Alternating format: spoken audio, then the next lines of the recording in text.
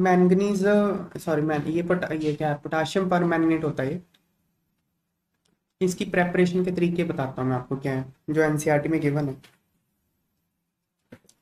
पहला मैं बता रहा हूँ लेबोरेटरी मेथड। लेबोरेटरी में कैसे बनता है ये, ठीक है। तो पहले क्या करते हैं, मैंगनीज का एक ऑक्साइड होता है MnO2, एम्फोटरिक ऑक्साइड है ये। इसको पायरोल्यूसाइट भी कहते हैं, पायरोल्यूसाइट। तो इसको पहले तो फ्यूज कर देते हैं एल्कली के साथ बेसिक मीडियम में, और कोई ऑक्सीडाइजिंग एजेंट नहीं लेते हैं।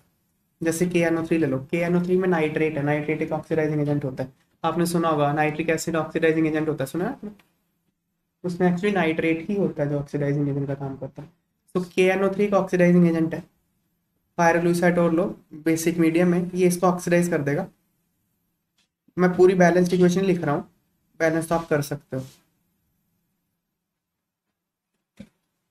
ये इक्वेशन आ गई। तो इसमें देखो मैंगनीज यहाँ +4 में था, यहाँ +6 में हो गया। यहाँ नाइट्रेट, यहाँ नाइट्राइट, +5 से +3 है ना, उसकी रिडक्शन होगी नाइट्रोजन की, इसकी ऑक्सीडेशन होगी। ये डार्क ग्रीन कलर का कंपाउंड होता है। This is dark green colour compound. तो पायरोल्यूसाइड और को आपने ऑक्सीडाइज किया पोटाशियम नाइट्रेट के साथ एल्कलाइन मीडियम में, तो डार्क ग्रीन कलर का पोटाशियम मैंगनेट, पोटाशियम, इसको पोटाशियम मैंगनेट कहते हैं, बन गया। फिर क्या करो, ये आप रिएक्शन का एक तो तरीका ही है, मेथड 1। मेथड 2 ये है, MnO2 को ना वही बेसिक मीडियम में ही O2 के साथ ऑक्सीडाइज कर दो, एयर के साथ, तो भी यही होगा, ग्रीन कलर का पोटाशियम मैंगनेट बन जाएगा। तो फर्स्ट स्टेप में बेसिकली आपने पायरोल्यूसाइड और को ऑक्सीडाइज किया है यूजिंग नाइट KNO3 और O2, तो वो +6 में चला गया, पोटाशियम मैंगनेट बन गया। अब क्या करो, इसको एसिडिफाई कर दो। ये जो MnO4 2- है ना, ये MnO4 2- ही है ना यहाँ पे। तो अगर आप इसको एसिडिफाई कर दोगे ना, तो ये अपने आप ही डिस्प्रपोर्शनेट कर जाता है। ये +6 में है, तो +7 है और +2 में चला जाएगा। ये बन गया पर मैंगनेट, +7 में चला गया पर मैंगनेट, और MnO2 का डार्क ब्राउन कलर का प्रेसिपिटेट बनेगा, डार्क ब्राउन प्रेसिपिटेट फॉर्म हो जाएगा।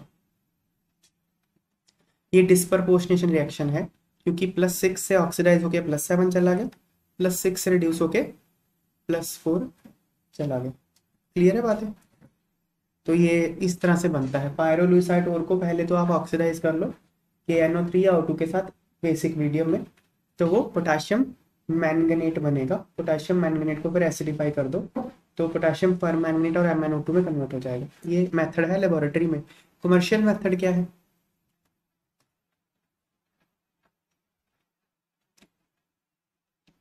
कमर्शियल मेथड है वही पायरोलुसाइड और है, इसको पहले फर्स्ट स्टेप तो सेम है, फ्यूज्ड विद KOH के साथ रिएक्ट कर दिया और ऑक्सीडाइज्ड। फर्स्ट स्टेप सेम है, विद एयर, एयर के साथ ऑक्सीडाइज कर दो या पोटाशियम नाइट्रेट के साथ, तो नाइट्रेट। क्या बन जाएगा वो? मैंगनेट, मैंगनेट आयन बन जाएगा ग्रीन कलर का। फिर इसकी ना इलेक्ट्रोलिटिक ऑक्सीडेशन कर दो, इलेक्ट्रोलिटिक ऑक्सीडेशन कर दो, मतलब इसमें से करंट इलेक्ट्रोलिसिस करके इसकी ऑक्सीडेशन कर दो, तो ये, करंट पास कर दीजिए। हाँ, ये बन जाएगा पर मैंगनेट। ये कमर्शियल तरीका है, ठीक है। सेकंड स्टेप के डिफरेंस है, उसमें सेकंड स्टेप में इसको डिस्प्रपोर्शनेट करवा दिया था, इसमें से इलेक्ट्रोलिटिक ऑक्सीडेशन कर दिया। सर कमर्शियल मैथ ज़्यादा सौखा नहीं होता फिर नहीं, वो इंडस्ट्री बड़ी होती है ना, लार्ज स्केल प्रोडक्शन करते हैं उसमें, ज़्यादा इजी होता है लेबोरेटरी मेथड, कन्वीनियंट होता है बनाना। इंडस्ट्रियल मेथड कन्वीनियंट नहीं होता, इकोनॉमिकल होता है लार्ज स्केल पे। चलिए, ये, मतलब कि एक प्रोडक्ट बनाना था तो कमर्शियल यूज़ करेंगे हाँ। बच्चे। नेक्स्ट है, अगर आप इसका हीटिंग इफेक्ट, ये तो हो गया प्रेपरेशन, हीटिंग इफेक्ट। KMnO4 को हीट करते हैं अगर, तो K2MnO4, ये याद रख लो ना, इसकी जो डिस्प्रपोर्शनेशन नहीं हुई थी, मैं बता क्या क्या याद रखो। पोटेशियम परमैंगनेट को जब आप हीट करते हो ना, ये method of preparation of O2 भी है, ये याद रखना। Heating of potassium permanganate is also one of the methods of preparation of O2। तो इसको हीट करोगे O2 तो बनेगा ही बनेगा। ठीक है। दूसरा, इसकी डिस्प्रपोर्शनेशन रिएक्शन याद है? इसकी डिस्प्रपोर्शनेशन से क्या बना था? ये और यही बने थे ना। पोटेशियम मैंगनीट की डिस्प्रपोर्शनेशन से पोटेशियम परमैंगनेट और MnO2 बना था ना। तो इसकी हीट करने से ये दोनों बनते हैं। पोटेशियम पर मैंगनेट को हीट करके पोटेशियम मैंगनेट और MnO2 बनता है। सेम ही प्रोडक्ट से हैं, इधर उधर हो रहे हैं बस। तो ये हीटिंग इफेक्ट इंपॉर्टेंट है, याद रखना। इतनी सी इंफॉर्मेशन पे बेस की ये क्वेश्चन है। देखो,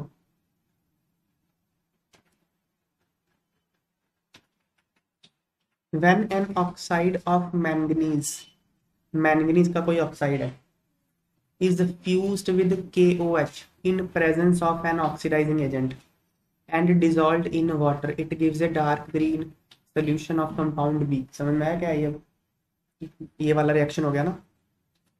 MnO2 को KOH के साथ फ्यूज कर दिया in presence of oxidising agent, तो डार्क ग्रीन कंपाउंड क्या हो गया? ये हो गया ना।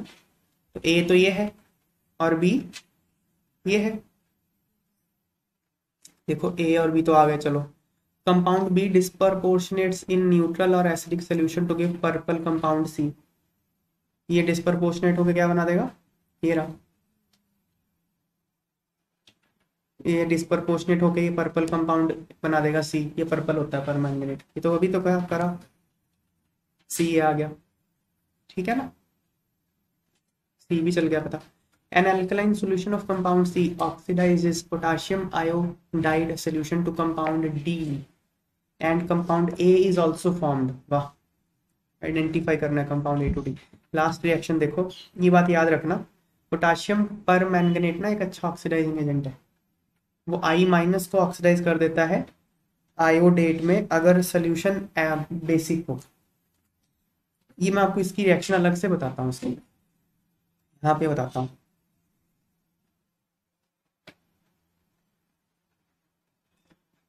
MnO4-, ठीक है।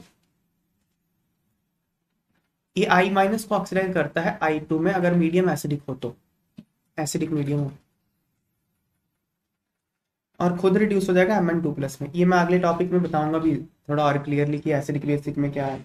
एसिडिक मीडियम में जब ये ऑक्सीडाइजिंग एजेंट का काम करता है ना, हमेशा ये Mn2+ ही बनता है, याद रखना। ठीक है। तो +7 से +2 चला गया। इसको बैलेंस कर लो, कर देते हैं बैलेंस। लो, इसका एन फैक्टर कितना आ गया? 5। चेंज कितने का आया? 5 का चेंज आया, एन फैक्टर 5 आ गया। इसका एन फैक्टर कितना है? चेंज कितने का? -1 से 0, 1 का चेंज है। नंबर ऑफ एटम कितने? एक ही तो है, तो एन फैक्टर 1 आ गया। क्रॉस मल्टीप्लाई करो, 5 1, AOH कोड लगाओ। पहले एटम्स अंडरगोइंग ऑक्सीडेशन बैलेंस करो। मैंगनीज बैलेंस्ड है, आयोडीन यहाँ 5/2 करोगे। अब 5 है ना, इधर इधर 5/2 कर दिया, हो गया बैलेंस से। अब ऑक्सीजन बैलेंस करना है, 4H2O फिर 8H+, हो गया बैलेंस है। इसको अब 2 से मल्टीप्लाई कर दो, 5/2 अच्छा नहीं लग रहा ना, तो क्या आएगा? 2 MnO4- प्लस 10I- 16H+, ये 5 I2 2 Mn2+ प्लस 8 वाटर। ये एसिडिक मीडियम में इसकी I- के साथ रिएक्शन होती है। ठीक है। बेसिक मीडियम में क्या होता है? देखो, बेसिक मीडियम में ना ये I- को ना IO3- में ऑक्सीडाइज कर देगा। रीजन पता क्या है? कि बेसिक मीडियम में ना जो I2 होता है वो डिस्प्रपोर्शनेट कर जाता है। ये I2 की प्रॉपर्टी है। अगर मीडियम बेसिक कर दोगे ना तो I2 पता क्या बन जाता है? I- और आयोडेट। ये डिस्प्रपोर्शनेशन रिएक्शन है। यहाँ पे 0 था, यहाँ -1 था, यहाँ +5 था। I2 डिस्प्रपोर्शनेट कर जाता है। Same with Cr2 and Br2। Chlorine, bromine और आयोडीन उसको बेसिक मीडियम में डालोगे ना, वो डिस्प्रपोर्शनेट कर जाते हैं हैलाइड और इसमें हैलाइट में। ये आयोडेट आयन है, आयोडेट, हाँ, हैलेट मतलब क्लोरेट, हाँ, ये आयोडेट आयन है, आयोडेट में, ठीक है। ये प्रॉपर्टी है। तो अब देखो MnO2 I माइनस को अगर I2 में ऑक्सीडाइज कर भी दे बेसिक मीडियम में, तो I2 ने फिर ये दोनों बन जाना। तो इवेंचुअली बना क्या, यही बना ना इवेंचुअली, I माइनस तो पहले से ही था। ये बात समझ में आ रही है?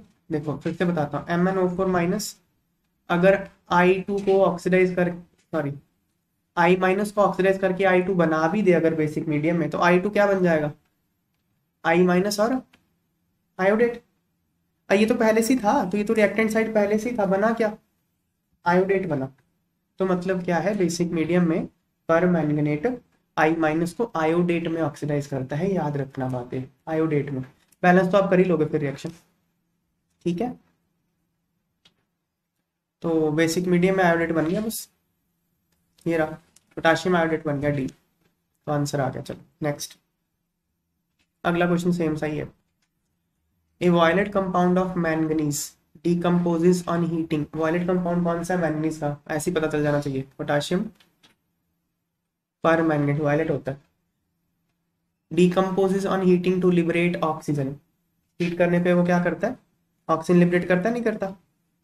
और कंपाउंड बी और सी फॉर्म होते हैं, कौन से हैं बी और सी, मतलब एक पोटाशियम मैंगनेट बनता है, पोटाशियम मैंगनेट और MnO2 बनता है ना। चलो, compound C reacts with KOH in presence of potassium nitrate to give compound B. ये तो हमने पढ़ा ही है अभी। MnO2 क्या करता है, ये नहीं बनाता, KOH और KNO3 के साथ रिएक्ट करके बनाता है ना, ये हो गई reaction. On heating compound C with conc H2SO4 and NaCl। अच्छा, क्लोरीन गैस इज लिबरेटेड। ये ना डिकॉन्स प्रोसेस है of method of preparation of chlorine, ये हम करेंगे। ये रिएक्शन है ना जो, मतलब देखो MnO2 को ना अगर आप HCl के साथ रिएक्ट कराते हो ना, तो ये Cl2 बनता है और MnCl2 बनता है। मतलब ये method of preparation of chlorine में आता है।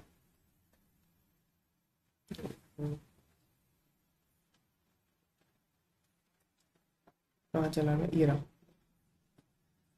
MnO2 को HCl के साथ रिएक्ट करते हैं तो Cl2 और MnCl2 बनता है। तो इसमें इसकी तो ऑक्सीडेशन हो गई, इसकी रिडक्शन हो गई, +4 से +2।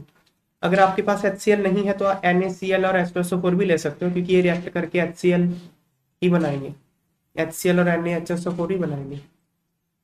तो NaCl और H2SO4 के साथ रिएक्शन मतलब HCl के साथ रिएक्शन ही करी है उसने। तो HCl को Cl माइनस को इसने ऑक्सीडाइज कर दिया Cl2 में। ये method of preparation of chlorine भी है, by reaction of pyrolusite with HCl। तो यहाँ पे वही रिएक्शन हुई है, Cl2 बन गया। तो बस हो गया, A और D हमने सारे आइडेंटिफाई कर दिए, दैट्स इट।